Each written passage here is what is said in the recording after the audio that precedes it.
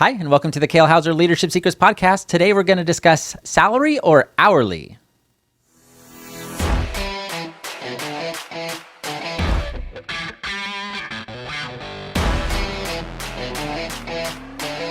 Hello, everybody. Welcome to the Kale Houser Leadership Secrets podcast. My name is Kale Houser. Thank you for joining me today. I was having a conversation earlier today with a friend of mine, and he was asking me, hey, what is it that you do? I guess not friend, but a new acquaintance, let's put it that way. And a soon to be, a fast friend kind of personality, because it's very likable and all those types of things. But we were having a discussion as he was asking me what it is that I do and telling him about Kale Houser leadership and things of that nature, and especially the masterclass that we're putting together with the Attract, Hire, and Retain masterclass that we're doing about, teaching small businesses, how to attract the right people into their business versus just hoping that this, unicorn of an employee, this 10 out of 10, this A+ employee that's motivated and nice and honest and true and all those things that we think of when we think of the ideal employee for your business, just, falls out of the sky and just shows up at your door ready to work. Okay. It's not generally how it works. And, I was kind of talking about the concept of, hey, what are you doing? Because he used to own his own small business before he moved down here to South Florida. And, what is it that you did to attract the kind of employees you wanted to work with, the kind of employees you wanted to be a part of your business and help you grow? And he kind of did that thoughtful look. He's like, wow, like actually nothing, and he's like, wow, that's such an interesting concept of things I could have done as, talking to himself in previous as the small business owner to actually attract that. And it was really interesting. And we, just started talking about the things that you talk about, the issues that small business owners deal with. And I'm sure you're not unfamiliar with these concepts. And one of them that came up was this idea of salary wage earners versus hourly wage earners. And it's something I've had on my list for a while because it is an important topic to talk about, because it has a lot of implications depending on which route you go, both pluses and minuses. That, as with everything, there are advantages and disadvantages on each side for how you decide to compensate your team members and your staff.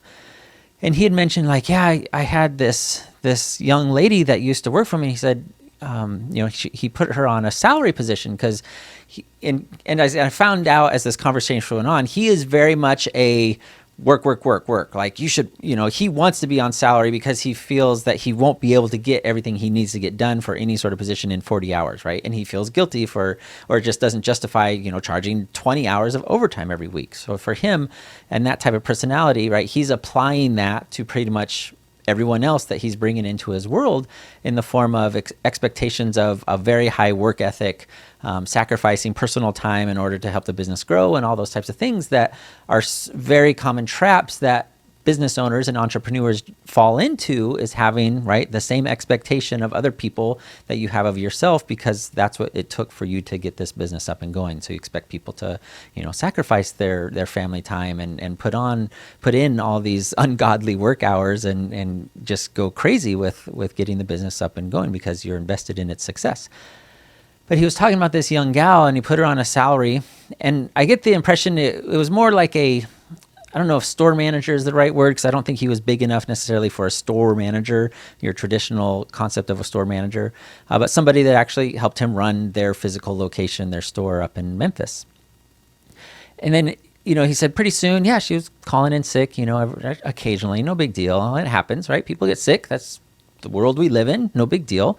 That's why we have sick pay and things of that nature. Then he said he kind of noticed it was more frequent, and then she was working less and less hours and all these things. And it became very apparent that this young gal employee of his was taking advantage of the concept of her paycheck didn't change one way or another. There was no fluctuation plus or minus, no matter how many hours she worked, how many days she worked, or if she was there or not. And of course, it was creating a lot of ancillary effects of when she would call in sick, then he, as the business owner, instead of focusing on growing the business or doing the actual work in the community, he'd have to be there manning the store. And those are concepts we can kind of all relate to. If somebody's not there, somebody's got to be there. And that generally falls to you as the business owner, especially when you're a small team like that. So he said, and we were chatting back and forth, like, oh yeah, I understand that. We're talking, and he goes, yeah. So I eventually made the decision to put her on an hourly. So we switched her off of a salary, and he went through a process and gave enough warning and like, hey, this is what we're gonna do, and the justification for it. At least presumably, we didn't go too much in depth onto that process of how he went through that and made that switch. But he said within 2 weeks, this gal had quit.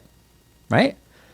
Is anyone surprised by this story? So somebody that had been taking advantage of his essentially generosity and his expectations and not holding her to a standard, right?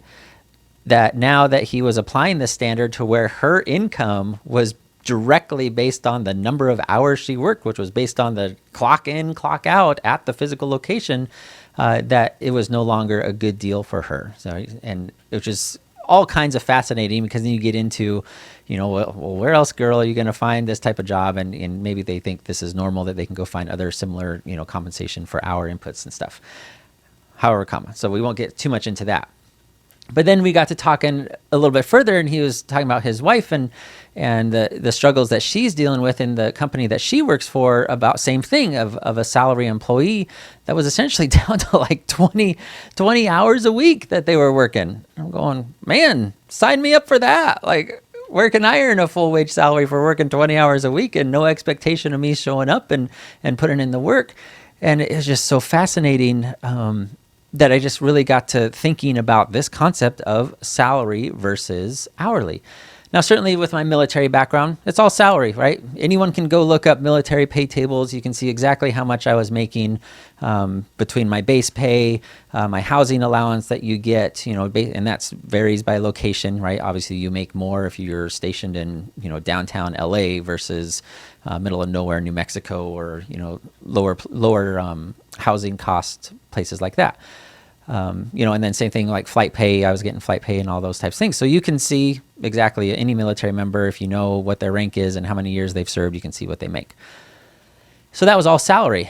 But again, it's a service organization. You're serving in the military, and that's not the case for all military or all government positions, but absolutely it is for the military. Whether you're a 4-star general or the intro rank E1, right out of high school type of thing, and right out of basic training.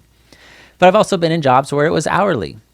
And I will say the military has been my only salary job, because that was kind of my first career, as it were, versus kind of hopping around as Liz and I moved about in different positions that have all been hourly.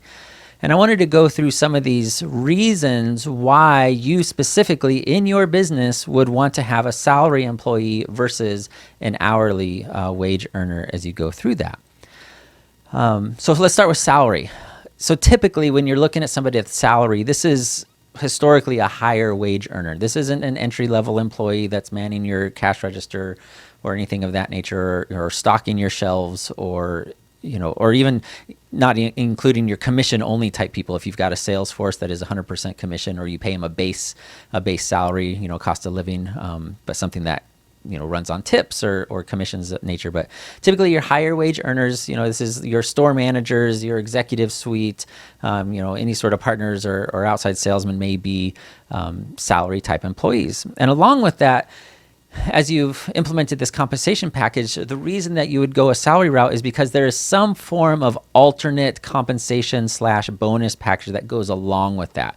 Like, yep, we understand, because this position is historically and typically more invested in the growth and success of the company as a whole, or as their department as a whole, that based on that conglomerate success and, presumably increase of revenue and profitability, all those types of things, if whether you're publicly traded or not, in your stock price, there is some alternate form of compensation of, say we hit these sales targets or we hit this income growth revenue, then that person that's on a salary gets, say 5% bonus, 10% bonus, whatever that is, massive dollar amount, or there could be a tier structure, whatever that makes sense for your business and how that's applicable.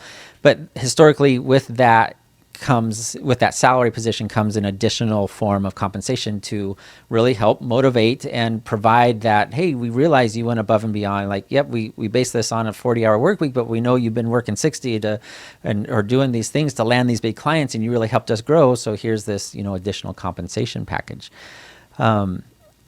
And additionally, why you would want somebody as salary is if it's a non-standard kind of working schedule. So maybe it's not a Monday through Friday. Maybe it's not a a traditional kind of retail. Maybe it is an outside sales where they're driving all over the county or your region, and it's very non-traditional as far as the ability for them to clock in and clock out is not necessarily there and easily trackable, as similar to their results. It's not necessarily that they're there to man a cash register or stock shelves, but they have more flexibility in how they contribute to the success and growth of your company versus manning a desk somewhere.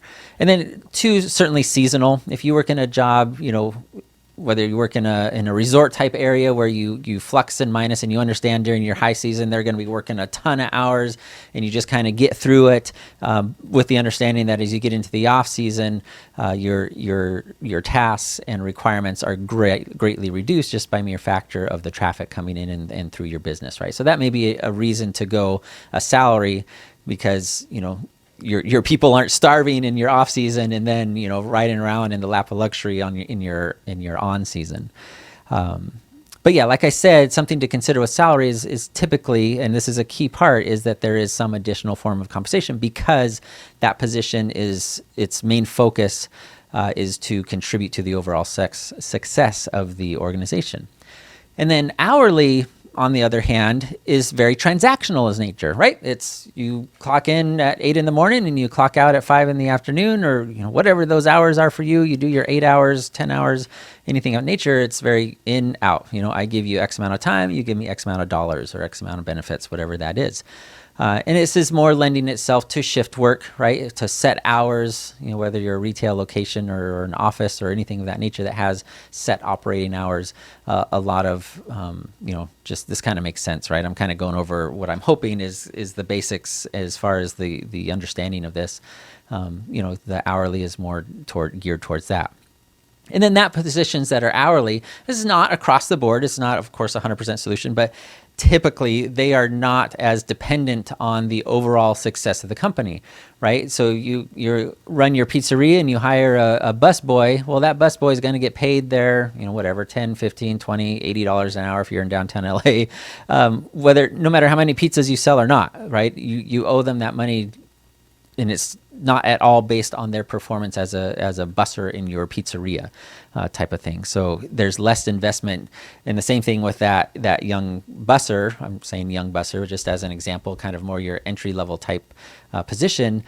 No matter how many tables they bus or how quickly or efficiently they do it, their contribution to the overall success beyond doing the required tasks that have set in front of them isn't as impactful as somebody that would be higher up in your organizational structure and in charge of leadership and in charge of the overall growth of your company.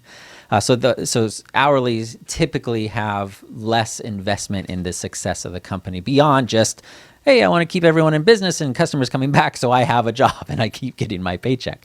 And that was absolutely the case for pretty much every hourly job that I've ever had, and before I joined the military, I've worked, retail. I worked for the Red Cross for a bit.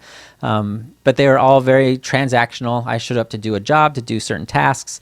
And once I was done and I left for the day, that was it. Whether the company sold X amount of more widgets than they did the previous day had zero impact on me, other than potentially long-term, it enabled them to give me a cost of living raise or something because they did grow in revenue and things like that. But typically the tasks never changed, and thus the compensation never changed.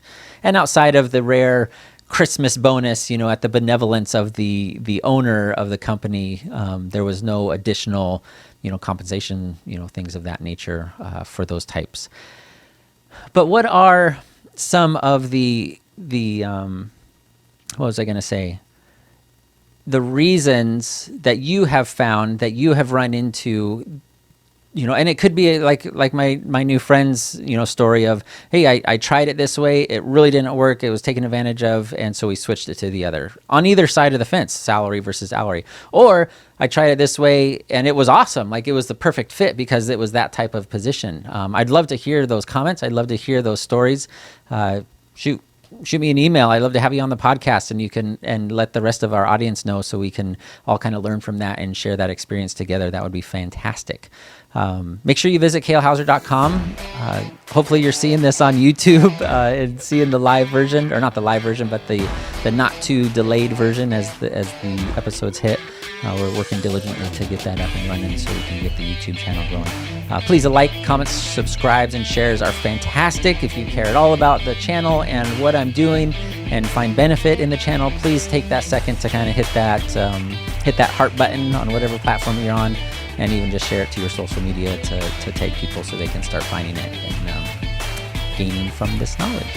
All right, everybody, I hope you have a fantastic afternoon, no matter where you're at in the world. We'll talk to you soon. Bye.